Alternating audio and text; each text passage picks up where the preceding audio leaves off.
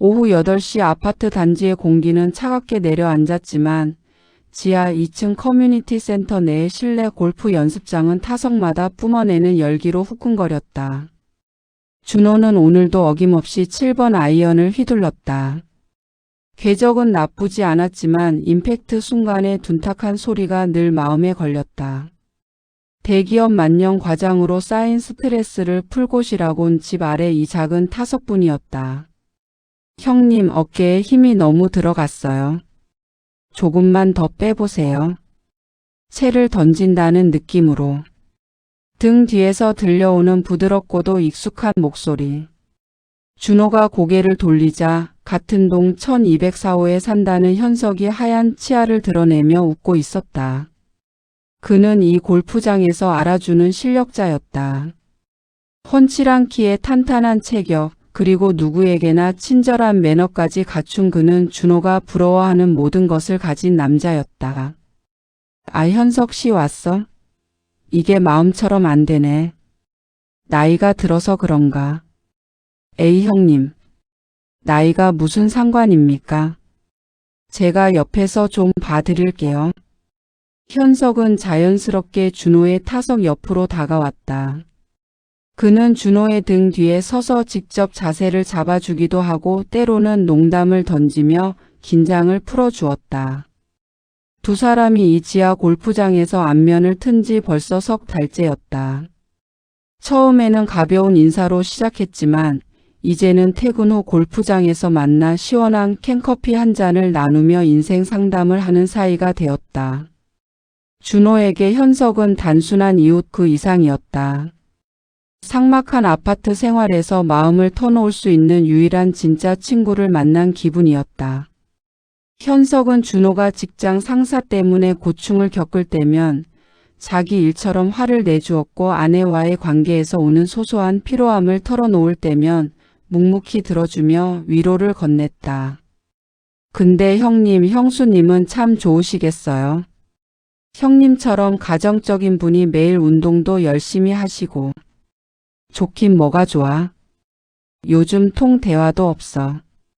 그래도 내가 여기서 현석 씨랑 이렇게 운동하는 거 알면 마음 놓여하지. 밖에서 술 마시는 것보다 낫잖아. 준호의 말에 현석의 눈매가 묘하게 휘어졌다. 그것은 미소였으나 동시에 아주 찰나의 순간 서늘한 그림자가 스치는 표정이기도 했다. 하지만 땀을 닦느라 고개를 숙인 준호는 그 표정을 읽지 못했다. 사실 이 모든 만남은 철저히 계산된 연극의 첫 장면이었다. 그 시각 15층 준호의 집 거실. 아내 서유는 소파에 깊숙이 몸을 묻은 채 스마트폰을 만지고 있었다. 화면 속에는 메신저 대화창이 떠 있었다. 현석 지금 같이 있어. 형님 기분 좋아 보이네. 9시쯤 끝날 것 같아. 서윤은 입가에 비릿한 미소를 지으며 답장을 보냈다. 서윤 수고해. 조금만 더 친해져줘. 그 사람이 당신을 완전히 형제처럼 믿을 때까지. 서윤과 현석은 이미 2년째 내연 관계를 이어오고 있었다. 처음에는 아슬아슬한 호텔에서의 만남이었지만 시간이 갈수록 서윤은 더 대담한 것을 원했다. 남편의 눈을 피해 도망 다니는 비겁한 연애가 아니라 남편의 등 뒤에서 대놓고 즐기는 짜릿한 유의를 원한 것이다. 그녀는 현석을 조종했다. 일부러 남편이 다니는 골프장에 등록하게 했고 남편이 좋아하는 취미 말투 고민거리를 하나하나 현석에게 주입했다. 준호에게 현석은 우연히 만난 좋은 이웃이었지만 서윤에게 현석은 남편의 눈을 가릴 가장 완벽한 가리개였다. 형님, 오늘 컨디션 좋은데 맥주나 한잔하러 갈까요? 제가 아는 근처 단골집 있는데. 그럴까? 현석 씨가 가자면 가야지. 준호는 가벼운 마음으로 골프백을 정리했다. 그는 자신이 가장 신뢰하는 두 사람, 아내와 이 동생이 사실은 자신의 등 뒤에서 칼을 갈고 있다는 사실을 꿈에도 모른 채 현석의 어깨에 다정하게 팔을 올리고 지하 주차장을 가로질러 걸어갔다.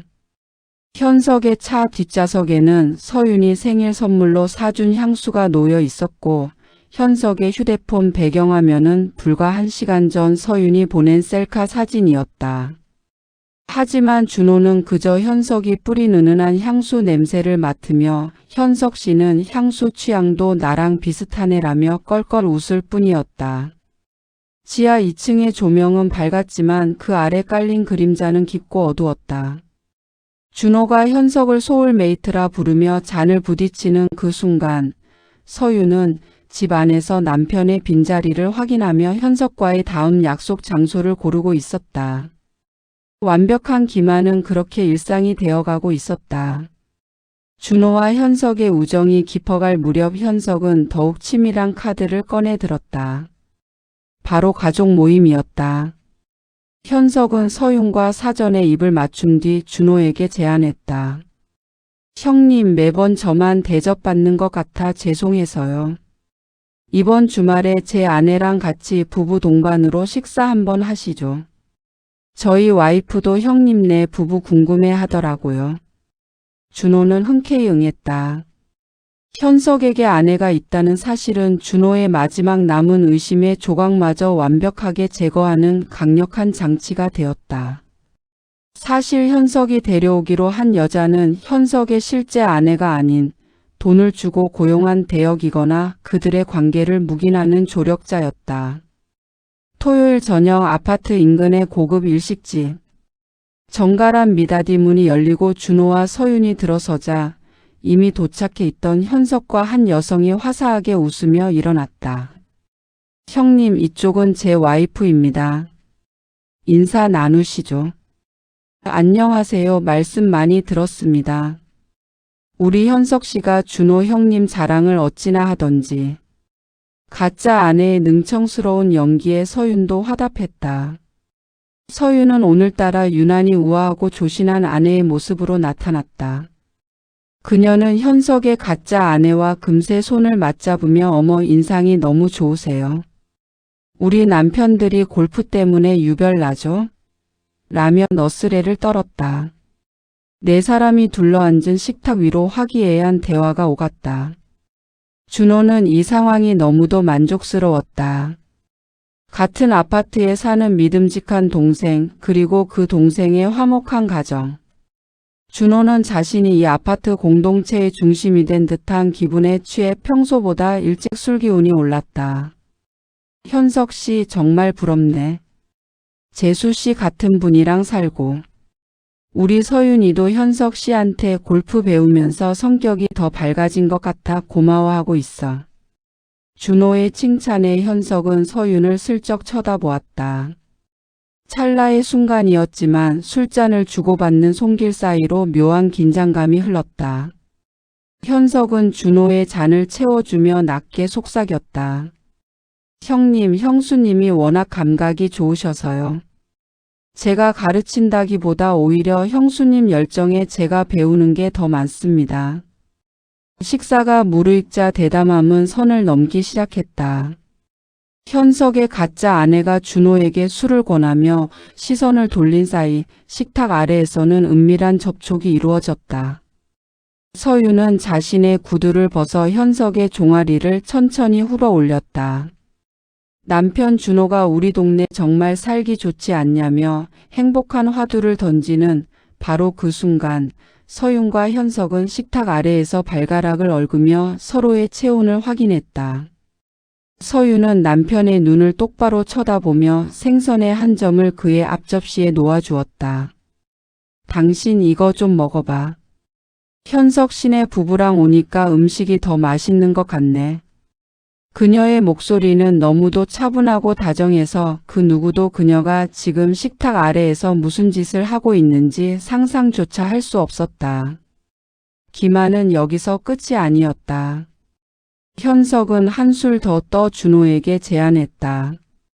형님, 다음 달에 저희 부부랑 같이 제주도로 2박 3일 골프 여행 가는 거 어떠세요? 제가 아는 지인이 운영하는 풀빌라가 있는데 부부끼리 가면 정말 좋을 것 같습니다. 준호는 무릎을 탁 쳤다. 그거 좋지. 서윤아, 당신도 시간 괜찮지? 우리 넷이 가면 정말 재미있겠는데. 서윤은 수줍게 웃으며 고개를 끄덕였다. 현석 씨네랑 같이 가면 전 어디든 좋죠. 그들은 준호의 돈과 신뢰를 이용해 남편의 눈앞에서 공식적인 불륜 여행 스케줄을 잡고 있었다. 준호는 이 여행이 자신의 가정을 무너뜨리는 마지막 덫이 될 줄은 꿈에도 모른 채 현석의 손을 꽉 잡으며 고맙다. 동생아. 정말 고마워를 연발했다. 술자리가 끝나고 아파트로 돌아오는 길 준호는 서윤의 어깨를 감싸 안으며 말했다. 여보, 나 오늘 정말 행복해. 현석 씨네 부부 참 괜찮지 않아? 우리 앞으로 더 자주 보자. 서윤은 준호의 품에 기대어 어둠 속에 가려진 입꼬리를 비틀어 올렸다. 응, 나도 너무 좋아. 정말. 꿈만 같은 밤이야, 당신. 지하 2층에서 시작된 기만은 이제 지상 위 준호의 가장 사적인 식탁까지 침범해 있었다. 완벽하게 설계된 가족이라는 가면 뒤에서 서윤과 현석의 웃음소리는 깊어가는 밤 공기를 타고 비릿하게 번져나갔다. 제주도행 비행기가 푸른 바다 위를 가로지르는 동안 준호는 창밖을 보며 연신 싱글벙글한 표정을 감추지 못했습니다. 이번 여행은 준호에게 아주 특별했습니다. 마음이 맞는 동생 현석과 사랑하는 아내 서윤, 그리고 현석의 아내까지 함께하는 완벽한 부부 동반 여행이라 믿었기 때문입니다. 하지만 공항에 도착하기 직전 현석이 아쉬운 표정으로 전화를 끊으며 뜻밖의 소식을 전했습니다. 형님, 정말 죄송해서 어쩌죠? 저희 와이프가 갑자기 회사에 큰 비상 상황이 생겨서 도저히 비행기를 못 타게 됐답니다. 미리 예약도 다 해놨는데 저라도 가지 말까요? 현석의 말에 준호는 손사래를 치며 대답했습니다.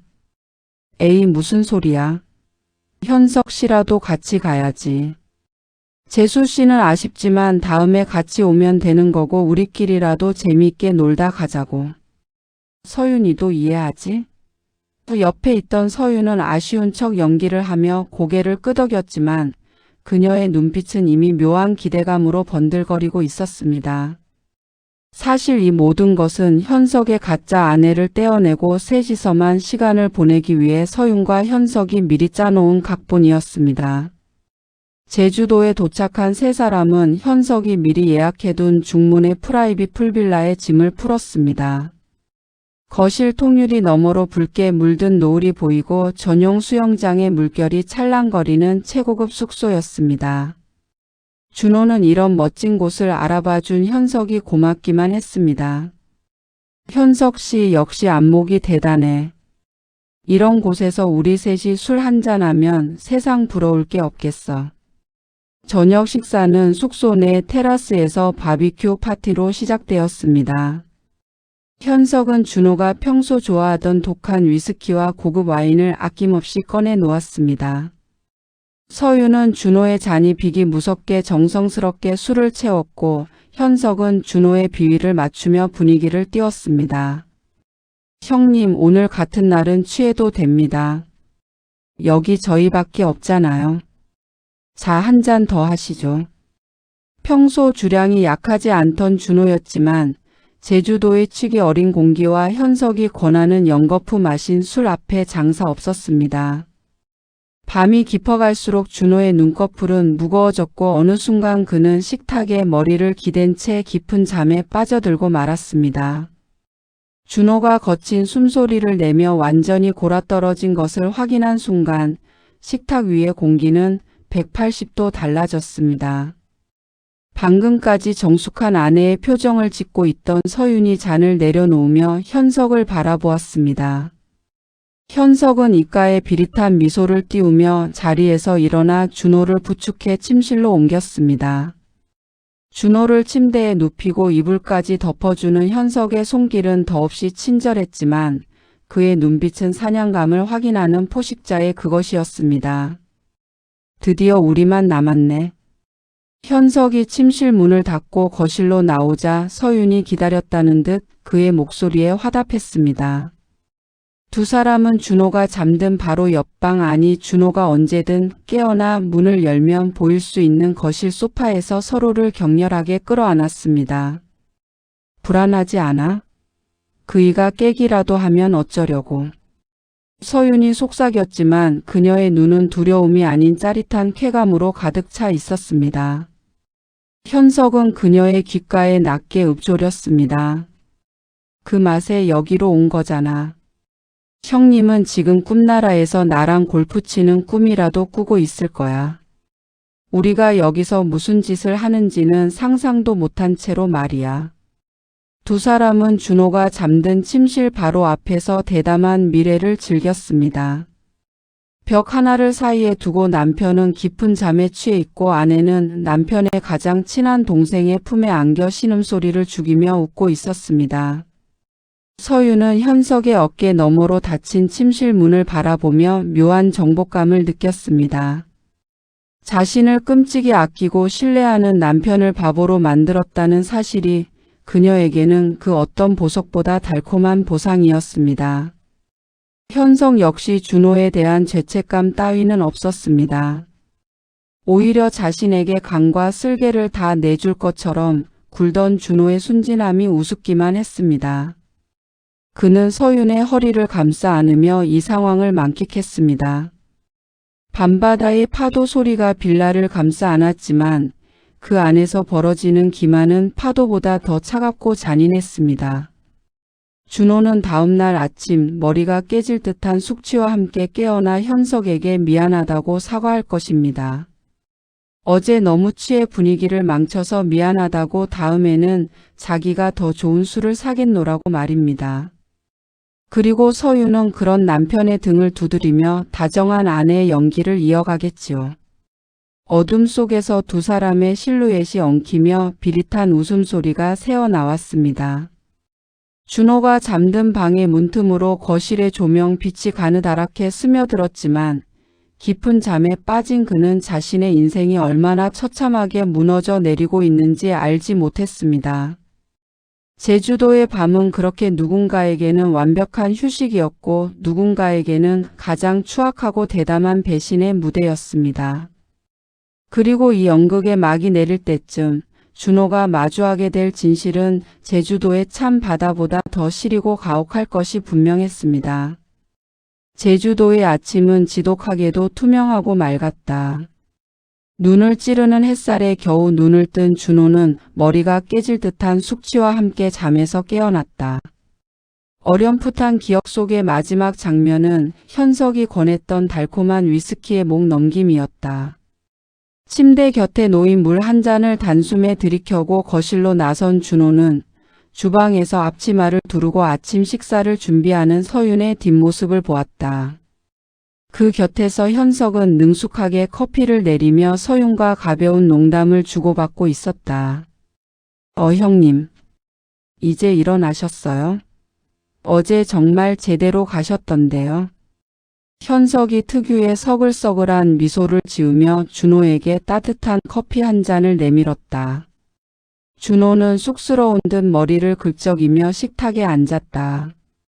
아이고, 내가 정말 미안해서 어쩌나. 모처럼 우리 셋이 여행 와서 분위기 다 망치고. 기억도 안 나네. 내가 실수한 건 없지?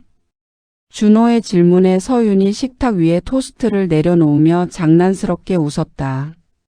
실수는 무슨. 당신 코 고는 소리가 거실까지 다 들리더라. 현석 씨랑 나랑 어제 밤바다 산책이라도 다녀올까 하다가 당신 혼자 두기 좀 그래서 그냥 여기서 술 조금 더 마시고 잤어. 서윤의 목소리는 평온했고 눈빛은 한없이 자상했다.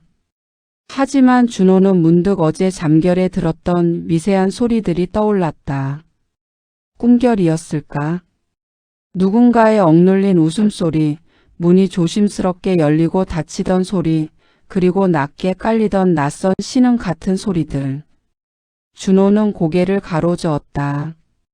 내가 술이 과했나 보네. 이런 말도 안 되는 생각을 하다니. 여행에서 돌아온 뒤에도 세 사람의 관계는 더욱 공고해졌다. 준호는 현석을 자신의 친동생보다 더 의지했다. 준호에게 현석은 각박한 도시 생활 속에서 만난 유일한 안식처 같은 사람이었다. 하지만 그 안식처는 독리를 감춘 뱀의 굴이었다. 파국은 예고 없이 찾아왔다. 그날은 준호의 회사 창립 기념일이라 오전 근무만 하고 퇴근하는 날이었다. 서윤에게는 미리 말하지 않았다. 깜짝 선물로 근사한 레스토랑을 예약해두고 꽃다발을 사서 집으로 향하는 준호의 발걸음은 가벼웠다. 지하 주차장에 차를 세우던 준호는 문득 현석의 차가 평소 주차구역이 아닌 자신의 집과 가까운 비상구 쪽에 바짝 붙어 주차된 것을 발견했다. 현석 씨도 일찍 왔나 보네? 골프 연습 가려고 그러나? 준호는 가벼운 마음으로 엘리베이터에 올랐다. 15층에 내려 현관문을 열자 낯선 남성용 구두 한 켤레가 성급하게 벗어던져진 듯 흩어져 있었다. 현석의 구두였다. 준호의 심장이 이유 없이 세차게 뛰기 시작했다. 손에 든 꽃다발이 잘게 떨렸다. 공기 중에 감도는 향기가 준호의 감각을 자극했다. 그것은 서윤이 아껴 쓰던 고가의 바디오일 향과 현석이 즐겨 쓰던 그 서늘한 향수 냄새가 뒤섞인 지독하게 비릿하고 달콤한 냄새였다. 준호는 홀린 듯 안방으로 향했다. 안방 문은 반쯤 열려 있었다. 그 틈 사이로 준호는 보지 말아야 할, 아니 인생에서 영원히 지워버리고 싶은 장면을 목격했다. 자신이 땀 흘려 돈을 벌어 장만한 침대 위에서 자신의 아내와 자신이 가장 믿었던 동생이 실오라기 하나 걸치지 않은 채 뒤엉켜 있었다. 현석 씨. 준호 씨 오려면 아직 멀었으니까 괜찮아. 조금 더. 서윤의 입에서 흘러나오는 자신의 이름은 더 이상 사랑의 언어가 아니었다. 그것은 조롱이자 침이었다. 현석은 서윤의 머리카락을 움켜쥐며 낮게 낄낄거렸다. 그 형님은 정말 바보야. 우리가 자기 집 거실에서 술 마시고 있을 때도 옆에서 세상 모르고 잠만 자더라니까. 제주도에서도 정말 짜릿했지 안 그래? 준호는 손에 들고 있던 꽃다발을 바닥으로 떨어뜨렸다. 바스락거리는 소리에 놀란 두 사람이 동시에 고개를 돌렸다. 문틈 너머로 마주친 준호의 눈은 이미 초점이 풀려 있었다. 당신이 왜 지금? 서윤이 비명을 지르며 이불로 몸을 가렸다. 현석은 당황한 듯 침대 밑으로 떨어져 바지를 찾으며 허둥댔다. 준호는 아무 말도 하지 않았다. 아니, 말이 나오지 않았다. 배신감이라는 칼날이 심장을 도려내는 통증보다 자신이 믿어온 세계가 통째로 쓰레기 더미였다는 사실에 숨이 막혔다. 준호 형님. 아니, 형님 그게 아니라요. 오해입니다. 현석이 비굴한 표정으로 무릎을 꿇으며 기어왔다. 방금 전까지 준호를 바보라고 비웃던 그 당당함은 온데간데 없었다. 준호는 천천히 고개를 들어 거울 속에 비친 자신의 모습을 보았다. 골프장에서 현석이 가르쳐준 대로 어깨를 펴고 스윙 연습을 하던 자신의 모습이 떠올랐다. 현석은 준호의 폼을 교정해주는 척하면서 뒤에서는 준호의 인생 전체를 망가뜨리고 있었던 것이다. 오해? 준호가 처음으로 입을 뗐다. 목소리는 낮았지만 서늘한 분노가 서려 있었다. 준호는 거실로 나가 구석에 놓여있던 골프백에서 가장 무거운 드라이버를 꺼내 들었다. 금속성의 차가운 감촉이 손바닥에 닿자 억눌려 있던 이성이 폭발했다. 형님, 진정하세요. 제가 다 설명할게요. 현석이 거실로 뛰어나오자 준호는 드라이버를 휘둘러 거실에 놓인 대형 TV를 박살냈다. 파편이 사방으로 튀었고 서윤은 방 안에서 옷도 제대로 못 입은 채 울음을 터뜨렸다. 준호는 현석의 멱살을 잡고 벽으로 밀어붙였다. 동생? 소울메이트? 내가 내 앞에서 웃으며 내 아내에 대해 물을 때 내 머릿속에서 무슨 생각을 했을지 이제야 알 것 같아. 내 등 뒤에서 침을 뱉으면서 나를 얼마나 비웃었니? 준호의 눈에 고였던 눈물이 뺨을 타고 흘러내렸다. 그것은 슬픔이 아니라 연민이었다. 저 추악한 인간들을 친구로 아내로 믿고 살아온 자신의 지난 세월에 대한 연민. 나가. 준호가 드라이버를 내려놓으며 나직하게 말했다. 형님, 지금 당장 내 집에서 나가라고. 경찰 부르기 전에 내가 너를 죽여버리기 전에 당장 꺼져. 현석은 신발도 제대로 신지 못한 채 문 밖으로 도망치듯 빠져나갔다. 복도 너머로 그의 다급한 발소리가 멀어졌다. 집 안에는 정적만이 감돌았다. 서유는 안방 침대 끝에 걸터 앉아 고개를 숙인 채 흐느끼고 있었다. 준호는 그녀에게 다가가지 않았다. 아니, 그 방으로 다시는 발을 들여놓고 싶지 않았다. 준호는 거실 창문을 활짝 열었다. 지하 골프장의 눅눅한 공기가 아닌 차가운 도시의 바람이 가슴속으로 밀려 들어왔다. 그는 바닥에 지시겨진 꽃다발을 내려다보았다. 붉은 장미 꽃잎들이 거실 바닥에 핏방울처럼 흩어져 있었다. 준호는 식탁 위에 놓인 현석과 함께 찍었던 골프 라운딩 사진을 집어들었다. 환하게 웃고 있는 세 사람의 모습. 그는 사진을 갈기갈기 찢어 쓰레기통에 던져 넣었다. 완벽한 이웃도 완벽한 아내도 없었다. 오직 자신을 갉아먹던 거대한 연극만이 끝났을 뿐이다. 그는 휴대폰을 꺼내 친한 변호사에게 전화를 걸었다. 목소리는 떨림 없이 차분했다. 이혼 소송 준비해 주세요. 그리고 상간남 소송도 같이 진행하겠습니다. 증거는 지금 내 눈앞에 가득합니다. 준호는 소파에 깊숙이 몸을 묻었다. 이제 더 이상 지하 2층으로 내려가 골프채를 휘두를 일은 없을 것이다. 그는 감았던 눈을 천천히 떴다. 창밖으로 보이는 아파트 단지의 불빛들이 차갑게 빛나고 있었다. 비극은 끝났고 이제 그는 폐허 위에서 혼자만의 길을 걸어갈 준비를 마쳤다. 지하에서부터 시작된 기만은 결국 지상 15층에서 처참한 파국으로 막을 내렸다. 준호는 비로소 지독했던 악몽에서 깨어난 듯 길고 긴 한숨을 내뱉었다. 준호는 폭풍이 휩쓸고 간 거실 한복판에 우두커니 서 있었다.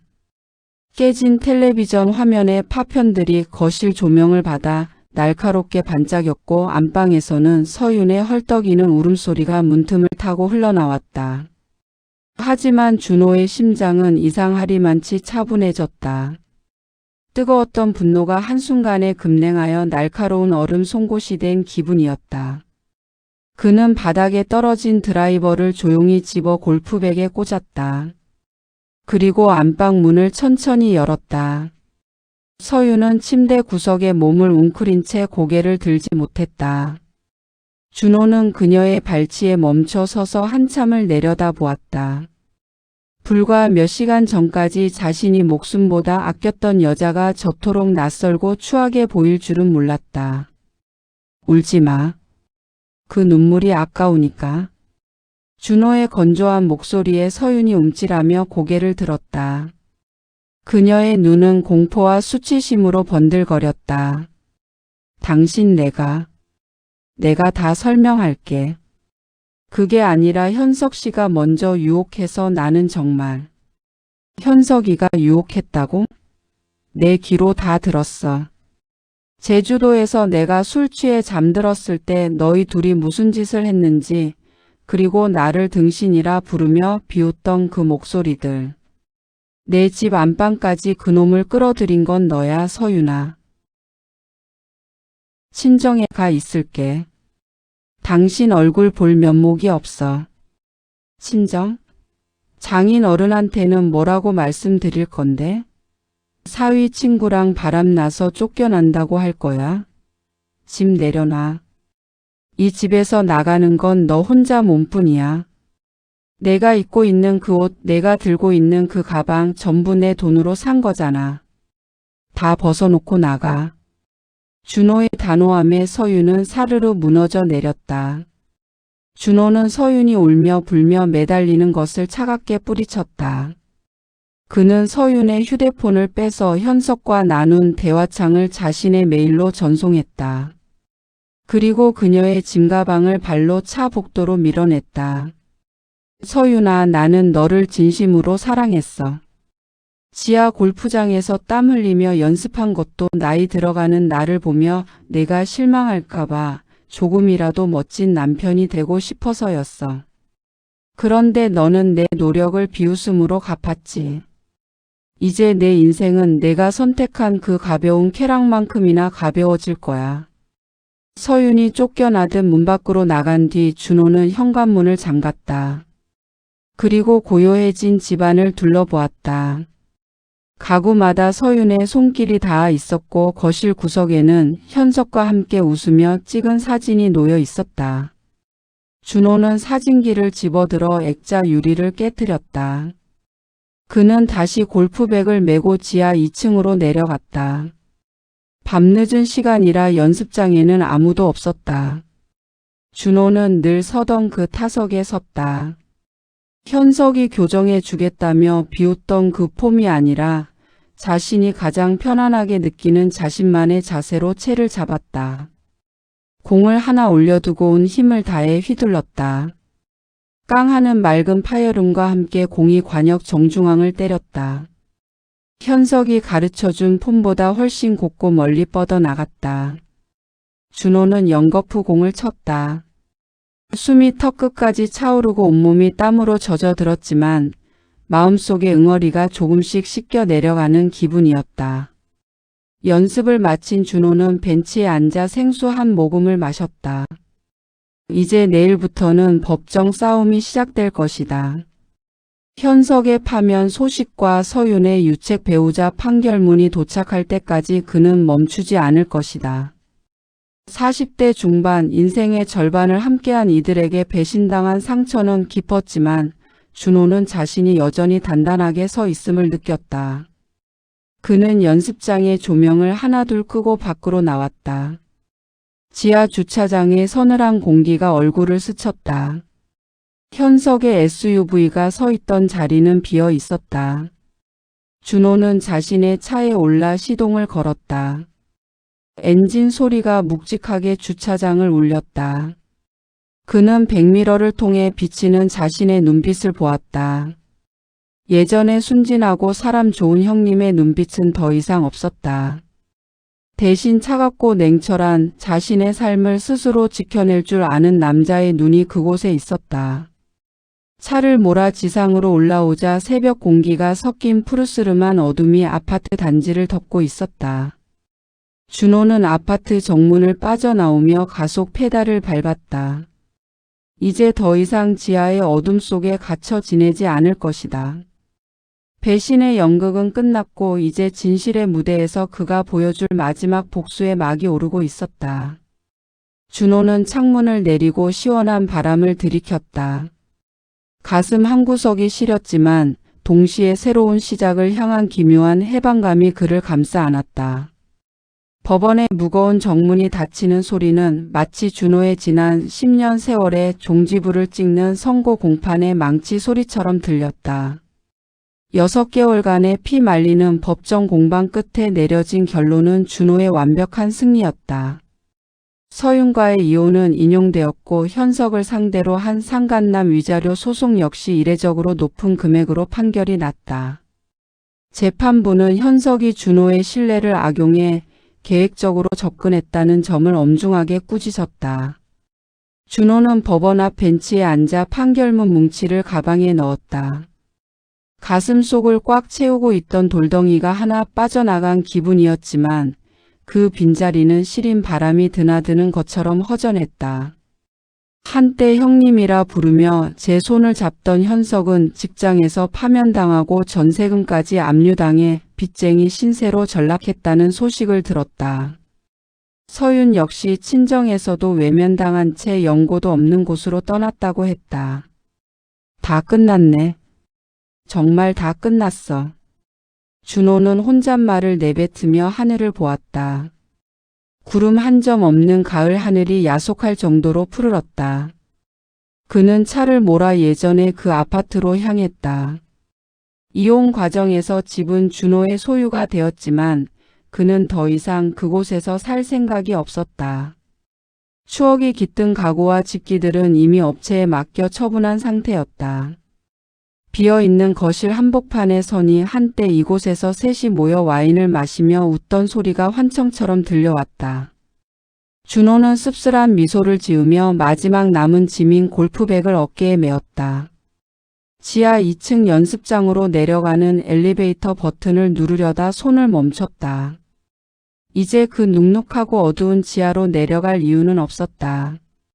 그는 대신 지상 주차장으로 나가 차를 몰고 탁 트인 교외 인도어 연습장으로 향했다. 새로운 연습장에 도착해 타석에 서자 옆 타석에 있던 사람들이 흘끗거리며 인사를 건넸다. 준호는 이제 이 동네에서 꽤 알려진 능력 있는 돌싱남이 되어 있었다. 직장에서는 일에 몰두해 초고속 승진 가도를 달렸고 운동으로 다져진 탄탄한 몸과 중년의 여유가 묻어나는 그의 모습은 어디서나 시선을 끌었다. 준호 씨, 오늘 스윙이 아주 시원한데요. 저녁에 동호회 모임 있는데 같이 가실래요? 같은 연습장을 다니는 또래의 여성이 웃으며 말을 걸어왔다. 예전 같으면 아내 눈치를 보느라 거절했겠지만 이제 준호는 가볍게 웃으며 대답했다. 글쎄요, 오늘은 혼자 조용히 연습하고 싶네요. 다음에 기회 되면 뵙죠. 준호는 다시 공을 하나 올렸다. 이제 그에게 골프는 누군가에게 보여주기 위한 도구도 사교를 위한 수단도 아니었다. 오직 자신과의 대화이자 흐트러진 마음을 잡는 수행이었다. 채를 휘두를 때마다 가슴속 깊은 곳에 남아있던 배신의 찌꺼기들이 한 줌씩 날아가는 것 같았다. 연습을 마치고 돌아오는 길 준호는 단골 술집에 들렀다. 예전에는 현석과 함께였지만 이제는 혼자 앉아 차가운 맥주 한 잔을 즐기는 법을 배웠다. 바 테이블에 앉아 잔을 기울이는데 문득 거울 속에 비친 자신의 얼굴이 보였다. 누군가의 형님도 누군가의 바보 같은 남편도 아닌 오로지 이준호라는 이름 석자로 서 있는 남자의 모습이었다. 사장님, 여기 한 잔 더 주세요. 준호는 당당하게 잔을 내밀었다. 식탁 아래에서 발을 얽던 배신도 등 뒤에서 비웃던 조롱도 이제는 먼지 낀 예시야기가 되었다. 그는 휴대폰을 꺼내 프로필 사진을 교체했다. 어두운 지하 연습장에서 찍었던 사진 대신 지난 주말 홀로 등산하며 찍은 정상의 풍경 사진으로. 그는 이제 안다. 인생이라는 필드 위에는 예기치 못한 벙커와 워터 해저드가 도처에 깔려 있다는 것을. 하지만 한 번의 미스샷으로 경기가 끝나는 것은 아니다. 중요한 것은 다음 샷을 위해 다시 고개를 들고 일어서는 용기라는 것을 말이다. 준호는 맥주잔을 비우고 자리에서 일어났다. 가게 문을 열고 나오자 밤바람이 상쾌하게 그의 뺨을 스쳤다. 그는 어둠 속에서도 길을 잃지 않을 만큼 단단해진 발걸음으로 자신의 차를 향해 걸어갔다. 이제 그의 앞에는 누구의 방해도 받지 않는 오롯이 자신만이 주인공인 새로운 18홀이 펼쳐져 있었다. 준호와의 이혼 재판이 끝나고 서윤이 법원을 나섰을 때 그녀의 손에 남은 것은 아무것도 없었다. 유책 배우자라는 낙인은 서윤의 목을 재는 족쇄가 되었다.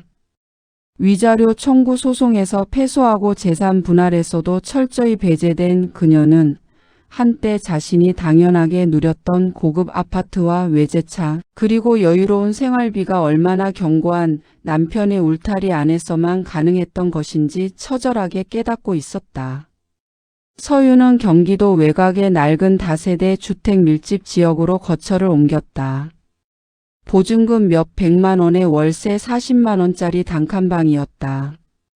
곰팡이 냄새가 코를 찌르고 방음조차 되지 않아 옆집 사람의 기침 소리가 고스란히 들리는 그곳이 그녀의 새로운 세계가 되었다. 화려한 명품백 대신 그녀의 손에는 편의점 삼각김밥과 낡은 장바구니가 들려 있었다.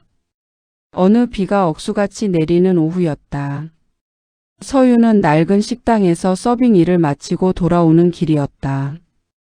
온종일 서서 일하느라 다리는 코끼리처럼 부어올랐고 고무장갑 속 손가락은 세제 도구로 벌겋게 달아올라 있었다. 비좁은 골목길을 걸어가던 그녀의 구두굽이 삐걱거리더니 이내 툭 부러지고 말았다. 준호가 결혼기념일 선물로 사주었던 명품 구두였다. 아, 정말 왜 이래 되는 일이 하나도 없어. 서유는 젖은 아스팔트 바닥에 주저앉아 부러진 구두굽을 잡고 울음을 터뜨렸다. 하지만 지나가는 누구도 그녀에게 손을 내밀지 않았다. 예전 같으면 남편 준호가 차를 몰고 달려와 그녀를 안아주었을 테지만 이제 그녀 곁에는 아무도 없었다. 심지어 그녀가 모든 것을 걸고 사랑을 속삭였던 현석조차 연락이 끊긴 지 오래였다. 현석은 준호에게 당한 소송 비용과 위자료를 감당하지 못해 이미 파산 상태였다. 서윤이 그에게 절박하게 전화를 걸었을 때 현석의 반응은 차갑다 못해 잔인했다. 현석 씨, 나 정말 죽을 것 같아. 지금 방세도 밀리고 먹을 것도 없어. 당신이라도 나 좀 도와줘야 하잖아. 우리가 어떻게 지냈는데? 수화기 너머로 들려오는 현석의 웃음소리는 비릿했다. 서윤 씨, 정신 차려. 우리가 무슨 사이였다고 이래? 그냥 즐기는 사이였잖아. 당신 때문에 내 인생은 완전히 망가졌어. 직장 잃고 집 잃고 이제 난 길바닥에 나앉게 생겼다고. 그런데 내가 당신을 왜 도와? 당신 그 잘난 준호 형님한테 가서 빌든지 말든지 마음대로 해. 다시는 전화하지 마. 뚝하며 끊긴 신호음은 서윤의 가슴에 비수를 꽂았다. 자신이 목숨 걸고 탐했던 사랑의 민낯이 이토록 추악한 것이었나 싶어 서윤은 헛구역질이 났다. 현석에게 그녀는 그저 남편의 돈으로 호의호식하던 심심한 유부녀, 그 이상도 이하도 아니었던 것이다. 서윤은 젖은 옷을 입은 채 방으로 돌아와 차가운 바닥에 누웠다. 난방비가 무서워 보일러도 켜지 못한 방 안은 냉골이었다. 그녀는 멍하니 천장을 바라보았다. 불과 1년 전만 해도 그녀는 이 시간에 지하 골프장에서 준호의 골프 실력을 비웃으며 현석과 은밀한 문자를 주고받고 있었다. 그때의 자신이 얼마나 어리석었는지, 자신이 발로 차버린 평온한 일상이 얼마나 큰 축복이었는지 이제야 뼈저리게 느껴졌다. 며칠 뒤 서윤은 우연히 마트 전단지 구인 광고를 보고 집 근처 대형 마트의 시식코너 판촉 사원으로 나가게 되었다. 하루 10시간을 서서 모르는 사람들에게 굽실거리며 고기를 구워 팔았다. 그러던 어느 날 서윤의 심장이 멎을 듯한 일이 벌어졌다. 깔끔한 수트 차림에 고급스러운 시계를 찬 남자가 카트를 밀며 서윤의 코너 앞으로 다가오고 있었다. 준호였다. 그는 예전보다 훨씬 건강해 보였고 얼굴에는 여유로운 미소가 감돌고 있었다. 그 옆에는 세련된 인상의 한 여성이 다정하게 팔짱을 끼고 있었다. 서윤은 반사적으로 고개를 숙이고 머리카락으로 얼굴을 가렸다. 기름때 묻은 앞치마와 헝클어진 머리, 그리고 세월의 풍파를 정면으로 맞은 자신의 초라한 모습을 그에게 보이고 싶지 않았다. 이 고기 시식 한번 해보시겠어요? 옆 코너 직원의 말에 준호가 멈춰섰다. 준호의 목소리가 서윤의 귓가에 울렸다. 아니요, 괜찮습니다. 저희는 저쪽에서 스테이크용으로 사려고요. 당신 고기 좋아하잖아. 준호의 다정한 목소리. 한때 오롯이 서윤만의 것이었던 그 목소리가 이제는 다른 여자를 향하고 있었다.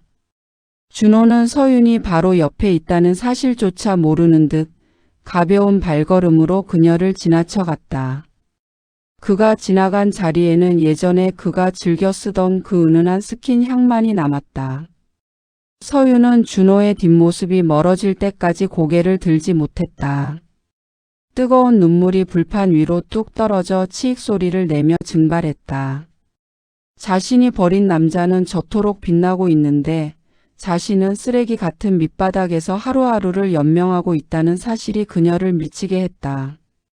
그날 밤 서유는 좁은 방에서 소주 한 병을 비우며 낡은 휴대폰을 뒤졌다. 준호와 함께 찍었던 사진들은 이미 다 지워졌지만 그녀의 기억 속에는 생생하게 남아 있었다. 준호는 그녀가 아프다고 하면 새벽에도 약을 사러 달려가던 사람이었다. 그녀가 갖고 싶다는 가방이 있으면 몰래 비상금을 모아 깜짝 선물을 하던 남자였다. 내가 왜 그랬을까? 왜 그런 미친 짓을 해서?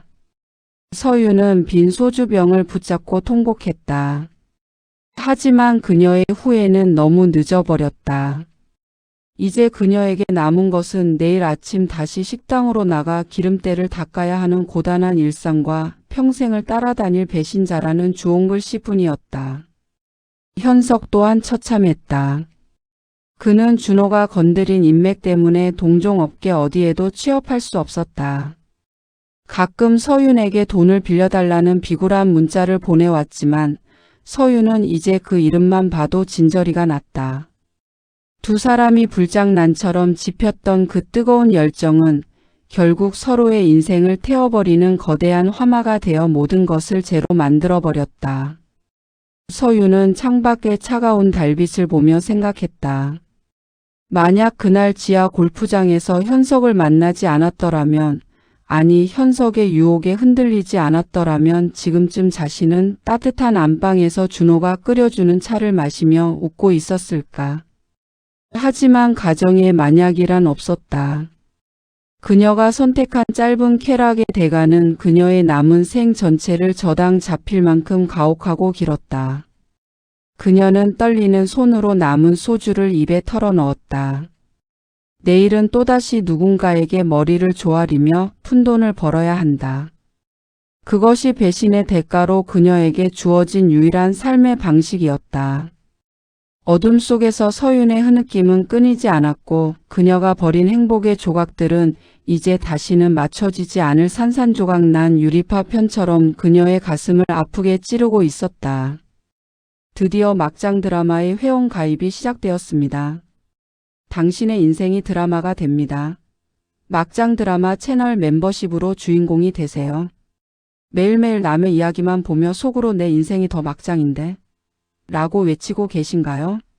현실보다 더 리얼하고 상상을 초월하는 사연들로 꽉 찬 막장 드라마 채널이 이제 당신의 이야기를 기다립니다. 구독 버튼만으로는 부족해요. 막장 드라마의 진정한 주인공이 될 수 있는 특별한 기회 멤버십 가입으로 잡으세요. 1단계 막장 2플러스로 특권을 누리세요. 월 1,990원. 월 1,990원 커피 한 잔 값으로 평범한 시청자에서 특별한 멤버가 됩니다. 회원 전용 영상 무제한 시청은 기본. 오직 회원만이 볼 수 있는 비밀 콘텐츠를 마음껏 누리세요. 게다가 댓글이나 실시간 채팅 시 당신의 닉네임 옆에 가입 기간에 따라 빛나는 특별한 회원 배지가 부여됩니다. 채널 커뮤니티에서 당신의 존재감을 확실하게 드러내고 특별 대우를 받아보세요. 2단계 막장 트리플 플러스로 당신의 사연에 생명을 불어넣으세요. 월 12,000원. 이것이 바로 막장 드라마 멤버십의 하이라이트이자 당신이 가입해야 할 가장 큰 이유입니다. 당신의 인생 막장 스토리가 드라마 대본으로 탄생합니다. 어디 가서도 말 못했던 가슴속에 묻어뒀던 그 기막힌 사연을 저희에게 보내주세요. 막장 드라마 제작진이 당신만의 사연을 바탕으로 한 단독 드라마 대본을 직접 작성하여 제공해 드립니다. 12,000원으로 당신의 억울함, 분노, 복잡한 감정을 고퀄리티 드라마 대본으로 승화시키세요. 이보다 더 통쾌한 해소와 대리 만족은 없습니다. 월 12,000원으로 평생 잊지 못할 당신만의 막장 드라마를 소유하고 일상의 스트레스를 폭발적으로 해소하세요. 지금 바로 아래 버튼을 눌러 당신의 레벨을 선택하고 막장 드라마 채널의 진짜 주인공이 되어보세요. 지금 보시는 영상을 보실 수 있습니다. 지금 바로 가입 버튼 눌러주세요. 여러분의 가입은 저에게 큰 힘이 됩니다.